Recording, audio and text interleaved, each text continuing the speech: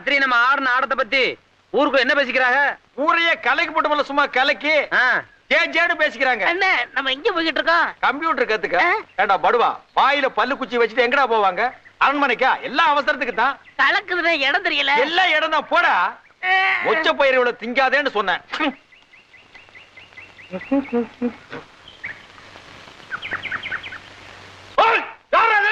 வெள்ளாம பண்ற காட்டுல விவசாயம் பண்ற தெரியல.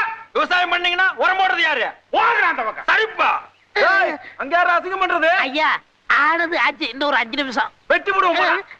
போறங்க போறங்க.